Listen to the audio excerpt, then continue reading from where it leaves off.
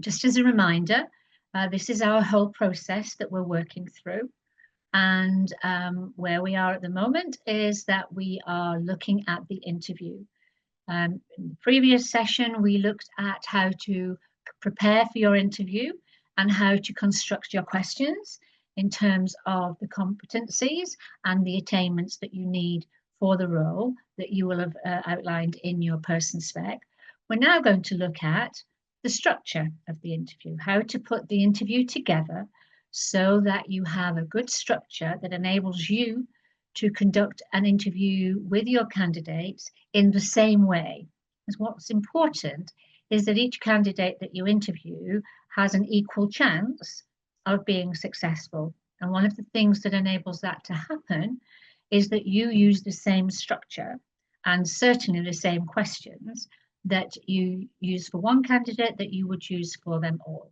So we're going to look at a tried and tested format for a recruitment interview, and one that's really easy to follow. It's like a route map. So once you understand the acronym that I'm going to use for the structure, you'll be able to navigate yourself through an interview in a very easy way by just asking yourself, where am I on my route map? Now, one of the things that's really important during your interview is that you take notes. And it's important to mention that to your candidates right at the beginning. I'm going to say a little bit more about that when we get into the format. One of the reasons that the interview notes are so important is that you can refer to them afterwards. And as your candidate is giving you examples of things that they've done before in relation to the questions that you've asked, it gives you the opportunity to write them down and refer to them later. And then you can link what the candidate says to the competencies and the attainments that you've got in your person spec. So it binds everything together. But as I said, it's important to mention about taking notes during the interview, and I'll say a little bit more about that when we come now to the format.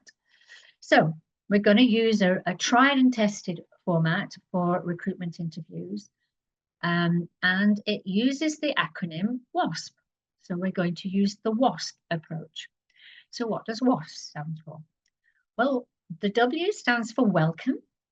How do you set the scene and welcome your candidates to the interview? And we'll talk a little bit more about how to do that as we go through. The second part of WASP is acquire. Now, this may be a different approach for you. I know that many people who haven't had recruitment and selection training go straight from welcoming and, how did you get here, straight into a very long narrative about the organization, And it is important to do that. But what's really important is that at this early part of the interview, that the candidate is doing most of the talking. And for some people, that is a switch around. But what the research shows about this approach is that once you've done your welcoming, you can start to acquire the information from your candidates using your questions that you've already designed to enable them to give them your examples that you would need to use later to assess them. So the next step after welcoming is acquiring. You acquiring information from the candidate using the questions that you've already crafted before the interview from your person spec. The third part of WASP is supply. So this is where you get the chance to do most of the talking. And the supply is about what information you're supplying to the candidate about the role, where it fits into the organization, and lots of other things associated with the role, which I'll talk about in a little while. And the last part of WASP is part. How do you wrap up the interview?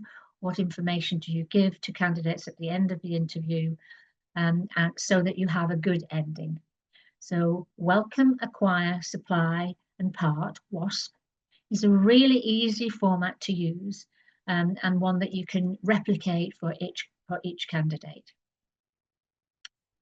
And you have a template for this in your resource pack.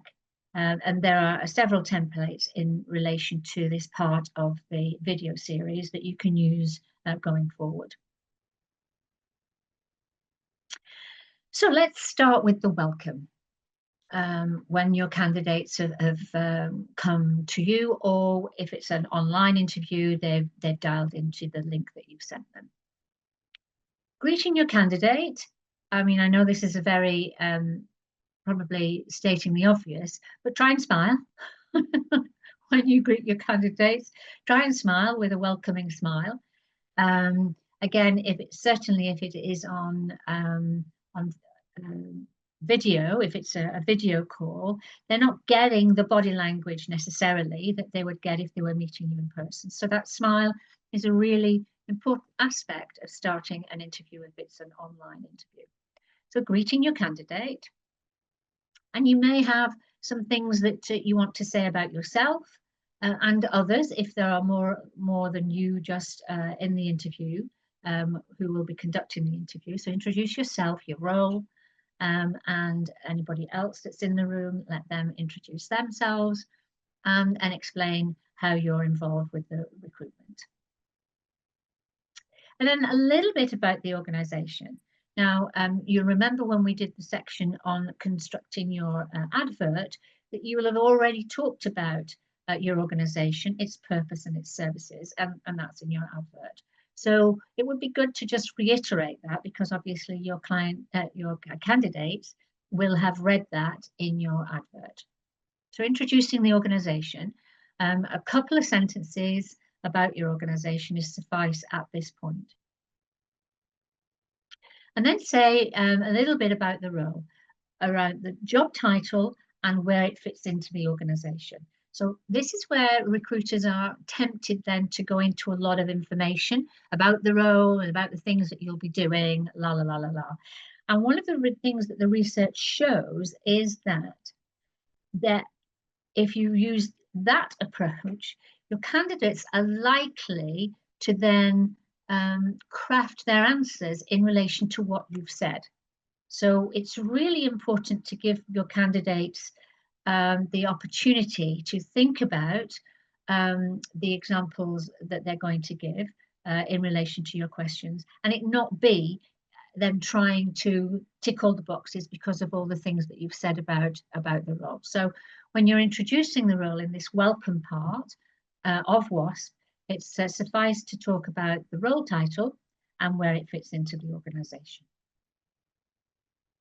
Explain how the interview will be conducted, that you'll be going on to ask them some questions about the attainments and the competencies that you've mentioned in your advert, and that you'll be taking notes, and that these are handy for you as the recruiter to make reference to once the interview has been concluded.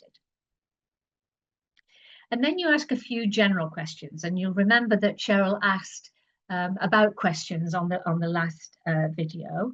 In terms of general questions, things like, what was it that attracted you to the role might be a nice general question. And so you ask a few general questions in this welcome part, and really the questions are just to enable the candidates to find their voice, because in this welcome part you've been doing the majority of the talking in the welcome part, and a few general questions gives your candidate the opportunity to just find their voice and then settle into the next part of the interview, which is about asking them about their skills, knowledge, previous experience, and competencies. And you might introduce that in the interview and say, okay, that's fantastic, thank you for that. Let's go on to finding out a little bit more about you. And I'm going to ask you some specific questions that are related to what you will have read in the advert in terms of the skills, knowledge, experience, and competencies that we're looking for this role. And then you would move into acquire. And this is about you acquiring information from your candidate, from the questions that you've already crafted and will have on your interview sheet. So it is one of the things we'll see later is how you assess candidates after the interview. So it's really important to have your interview questions written down and that you use the same questions for each candidate, because then you are assessing each candidate against each other. So yes, use the questions that you've devised from your person spec that relate to the skills, knowledge, previous experience, and competencies, so the hard and soft skills required for the role, and also any questions that relate to specific role skills and or qualifications. And again, you will have already had those crafted, you will have already crafted those prior to the interview as part of your preparation. And it's important to use open questions when you're gathering information from your clients. I'm going to say a bit, candidates, I'm going to say a little bit more about open and closed questions in a short while. But it's really important for you to stick to the script. Stick to the questions that you've already crafted and use those for each candidate. And one of the things to avoid is hypothetical questions. Questions that go, what would you do if? Because actually they're not asking anything about the experience that the person has had and how they've gone about a particular task. It's really rather assessing their imagination and how might they imagine that they would behave, but it doesn't actually give you any reliable data about performance, how they might perform in the role. So hypothetical questions, good to avoid.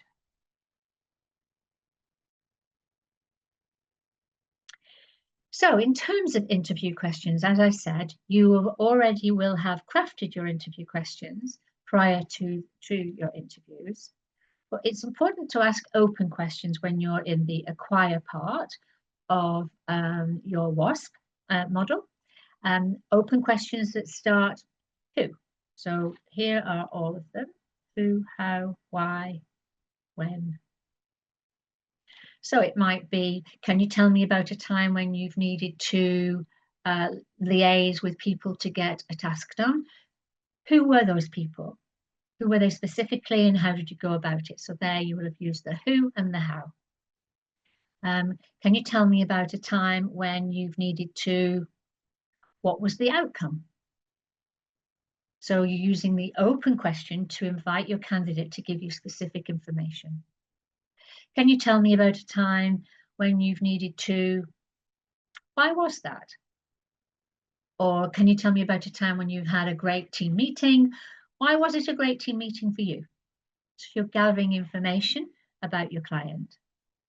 So open questions are really valuable assets to enable you to ask questions for your candidate to be very specific with you in terms of their answers. And when you've asked your question, here's another little acronym that you can use so that you can be sure that you are gathering the information and writing it down. And it's called STAR. So this is what you could listen out for to make sure that your candidate is giving you all the information that you need. And if you can't spot it, you can ask a question about it. So S stands for the situation, that the candidate is setting the scene for their answer, so that they're giving you some context. So perhaps it may be that your candidate goes straight into describing the tasks that they had to do. One of the things you can do there is to say, can you tell me how that came about? So that you're coming back to the beginning of STAR, which is about, tell me about the situation that caused you to need to do those tasks. So S is the situation. And then we move into T, which are the task. What are the tasks that needed to be undertaken? And what are the tasks that the candidate undertook in relation to that situation? A is about actions, what the candidate actually did on the tasks, how they went about undertaking the tasks. So not only the task, I needed to ring several people to make appointments.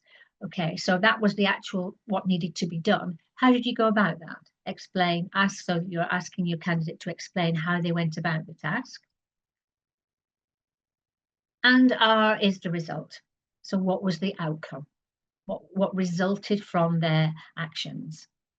So given that example, so you needed to ring several people to make appointments. How did you go about that? Might include, I made a list and I got their phone numbers from our database and da, da, da, da, da. And then you could ask as the interviewer, and what was the outcome? What did you achieve by using that approach? So STAR is a really useful way of ensuring that you are getting the information that you need and from your candidates that enables you to assess them fully. Okay, closed questions. Well, what closed questions do is they generally elicit a yes or no answer. Did you enjoy going to that meeting? That's a closed question. Yes. But you're not actually learning anything about the candidate, just that they enjoyed going to the meeting. So generally a closed question elicits a yes or no answer. Have you ever done, so this is an example, have you ever done similar tasks? So it might be that I've said, one of the things that we need in this role, or one of the things you'll be doing in this role is X. Have you ever done similar tasks? Oh, yes, I have. Yes, I have. That's actually not giving you any data about how often, what was the result. Do you like working remotely? Again, closed questions, yes or no answer, not learning anything about the candidate.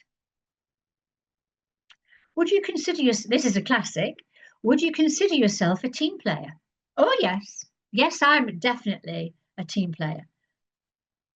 But you've actually no understanding about what the candidate means by that in terms of what they contribute to being in a team. Do you have experience using Microsoft Word? Yes, I do. Yes, I do. But again, you have no idea about the extent to which the candidate has used Microsoft Word. So it's really important that you, when you're crafting your questions, that you make sure that they are open questions and that you don't fall into the trap of asking a closed question. And if you realize that you have fallen into the trap because your candidate is answering yes and no, then please then refer back to your interview script and follow up with an open question, which gives you the opportunity to gather more specific information. Yes, and I talked about hypothetical questions earlier. What would you do if? Again, use these questions rarely because they're not going to give you any information that's about reality, about what the person has done in real life or what they've done previously. So it's really important to avoid asking hypothetical questions. So in the acquire part of WASP, the candidate should be doing most of the talking. So if you find that in this early part of your interview, you are the one that's still talking, then the trick is to then remember where you are in WASP and ask your candidate a question. So if you realize that you're doing the most of the talking in this early part of the interview, refer back to your interview script. So now we come to the next part of WASP, which is supply. So this is when you get the chance to do the majority of the talking.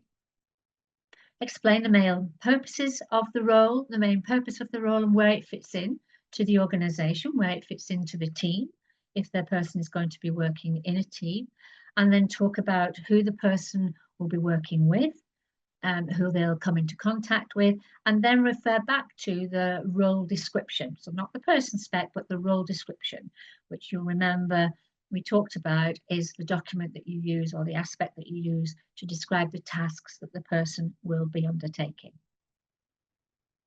And describe the types of tasks that the person will be undertaking. And who the person will be responsible for, if they're going to be responsible for other people, and if they're going to be accountable for certain things. Accountability means if the buck stops with them. So it might be that there are aspects of the role that mean that they alone are going to make a decision. So it's important to talk about that in this supply part of the organisation. In the supply part of the organisation, it's an ideal opportunity to talk about your culture and how people generally work together in the organisation, and give more details about how the organisation operates. Explaining the types of people that your candidate will come into contact with is also very important in this supply part of the interview.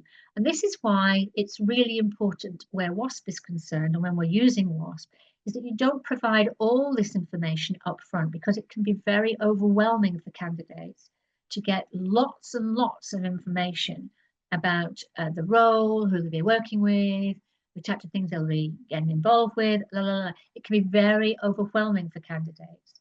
So that's why WASP is a really tried and tested methodology, where you have the candidates talk about the competencies and their attainments, and then you follow up in this supply part with the meaty information about the role, who they'll be involved with, what other volunteers or employees they'll encounter, any service users they'll come into contact with, or general public.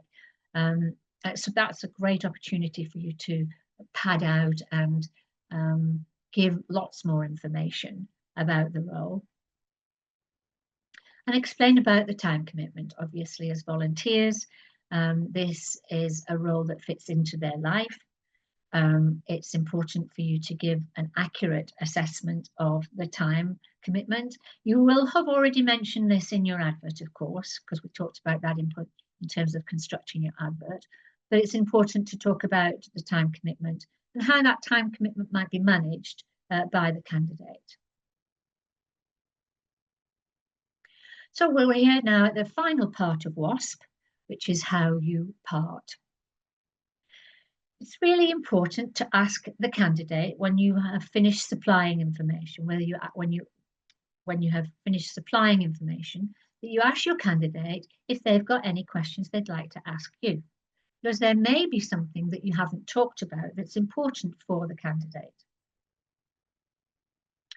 It's important in this part stage that you explain what the next stages of the process are, what happens next, and the timescales that you'll be working to confirm the outcome of the interview.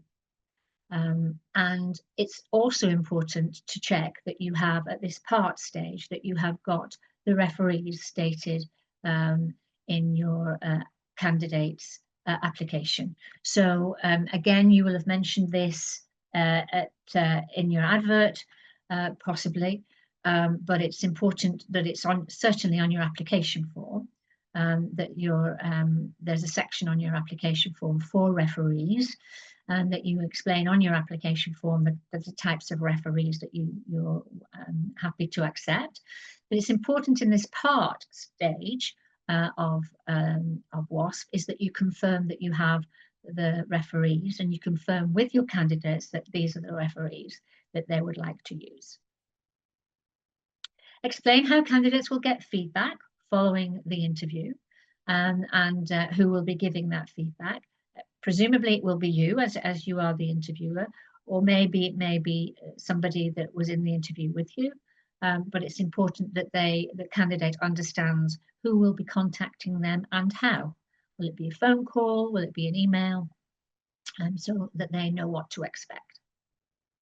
But remember that the candidate will go away from this interview with an impression of both you and your organisation, and invariably people from interviews tell others. So they're marketeers for you. So it's really important to have a good ending.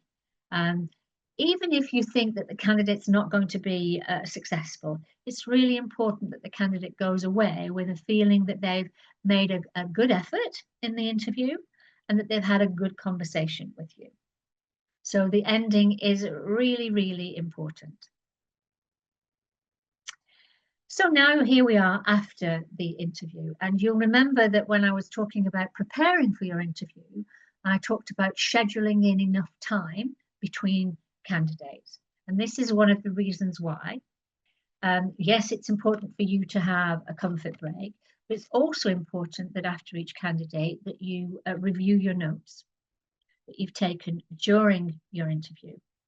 You will obviously have notes that refer to the specific questions that you've asked. It may be that you have a way of recording your interview notes that relate to the questions. However, what is also important, particularly if you have a number of candidates to see, is that on each sheet of interview notes that you take, that not only do you have the person's name, but you have a quick description, the colour of their jacket, colour of their hair, something, particularly if there's no photograph on their CV, so that you can have that visual memory of the candidate, especially if you have a number of candidates to see during one day. And then you complete your interview rating sheet, which I'm going to talk about shortly, before you then go on to the next candidate. So this is why when you're planning for your interviews, that you plan in enough time to complete each candidate, which includes looking at the interview notes, before you go on to the next candidate. And what that means is that you have less of a chance of mixing candidates up. Yes, of course, you'll have your notes, but it's important for you to be sure to be able to recollect everything about a particular candidate before you go into the rating of the candidates, which we'll talk about next. So this is an opportunity for you to pause the video and think about the aspects of the interview, which is about the structure. We talked about WASP, welcoming, acquiring, supplying, and parting. Is that a different way of going about interviews than the one that you've used before? What implication does it have for you and others who may be interviewing with you? So this is an opportunity to stop and think about the content that you've just heard.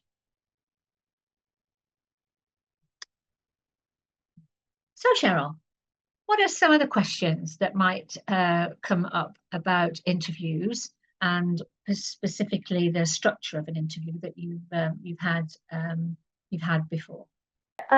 Thank you very much for all that information. I like the acronyms. I am an acronym person. I know some people aren't, but I liked that. When I've interviewed people in the past, albeit for paid roles, not as volunteers, I have come across both kinds of participant in the interview. There's the one who doesn't really like saying very much. They would prefer to say yes or no to everything. And when you ask them for specific examples, they say, well, I did this in my last job. Full stop. Mm-hmm. Have you got any hints and tips how to draw people out? Yes, absolutely. And if you remember STAR, that can be a really helpful tool to have in your armory, in your toolkit, if you come across a candidate that's not very forthcoming. So if you use STAR, you could then say, okay, can you tell me about the situation where you undertook those tasks? So you could then, with the competence or attainment in mind that you are assessing through the interview question, you could then step them through STAR, and that will give you a better chance of gathering factual information. And just again to circle around the value and the benefit of competence-based questions. When you're asking a candidate, can you tell me about a time when? You are inviting the candidate to think about a time when they have done that particular thing. So I may or may not have mentioned this at the time, but it's important as the interviewer to just give the candidate a chance to draw breath and think about the example that they may be wanting to supply. And I know in some cases, in some organizations, they supply the interview questions ahead of time. Now, I know for some organizations that is a hands up in the air. You know, I don't think that's a step too far for us. However, competence-based interviewing is not necessarily commonplace, and particularly if you haven't had training in interviews, it isn't something that everybody would know about. So if you have a candidate, as you say, Cheryl, who's not very forthcoming, my suggestion would be to use STAR and to step around STAR with the specific competence or attainment in mind that you are asking about. Think about the opposite kind of person. There are some people I know who will always tell a long, long, long story. And presumably we have a limited time for an interview. Any tips on how to get them to move along without being sort of impolite or making them feel bad? Yeah. Yes. Super question.